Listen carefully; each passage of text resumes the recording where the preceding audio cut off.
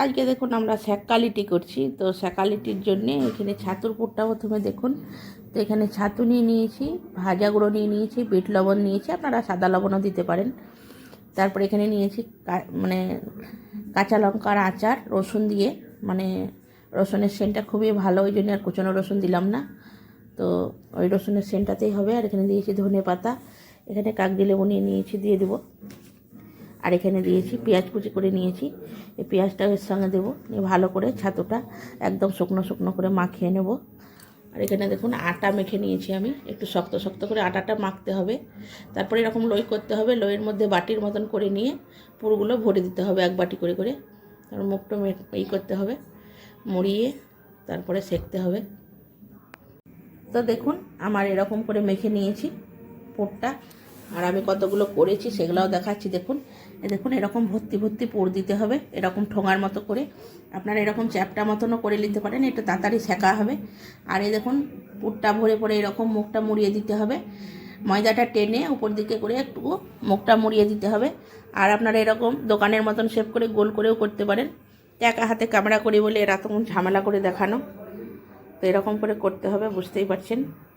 তো দেখুন আমি একদম বসিয়ে দিয়েছি সুন্দর করে একদম ঝাঁঝরির উপরে। তো দেখুন এরকম মানে একদম গ্যাসটা কম করে দিতে হবে, আর লো আছে, উল্টে পাল্টে আপনার সময় ধরে সেঁকতে হবে, একটু ধৈর্যর কাজ কিন্তু। না মানে অল্প আছে সেঁকলে না ওপরটা পোড়া পোড়া হয়ে যাবে, ভেতরটা কাঁচা থেকে যাবে, ওই জন্যই গ্যাসটা কমিয়ে করতে হবে। দেখুন এই ঝাঁঝরিটাতে করে আমি কিন্তু করতে গেছিলাম লিটি, কিন্তু একদম ভালোভাবে এতে হচ্ছে না, যেহেতু গ্যাসে হচ্ছে তো যেমনই লো করলেও আর কি দেখুন ওপরটা একদম পুড়ে যাচ্ছে ঝাই হয়ে। তো এটাতে খেতে ভালোই লাগবে না, তেতো লাগবে, ওই জন্য আমি আবার ফের তাওয়াতে করছি। তো এটা যদি ঘুঁটের আঁচ হয় তাহলেই ভালো হতো আর কি। তো এই করলে পরে যেন এরকম গ্যাসে তাওয়ার উপরেই করবেন, তাতে ঘি তেল সেঁকতেও পারেন, আবার এরকম শুকনোও সেঁকতে পারেন। তো আমি আর ঝাঁঝরিতে করছি না, তাওয়াতেই করছি। তাওয়ার উপরে দেখুন কি সুন্দর উল্টে পাল্টে একদম সেঁকে নিয়েছি, তো ফুলছেও খুব সুন্দর, সেঁকাও হচ্ছে ভালো, তো তাওয়াতেই করবেন। লিট্টি যে ছাতুটা মেখেছিলাম সেম একই মশলা আমি এই বেগুন আলু আর টমেটো ছানাটার মধ্যে দিচ্ছি। তো এই দেখুন এই মশলাটা দিয়ে ভালো করে বেগুন আলুটা মেখে নেব। লিট্টিগুলো আমার সব সেঁকা হয়ে গেছে, এগুলো এবার বেগুন চোখা দিয়ে খাবো গরম গরম।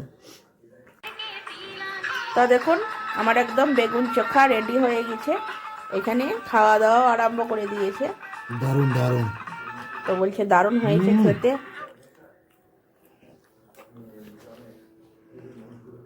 খেতে সব আরম্ভ করেছে।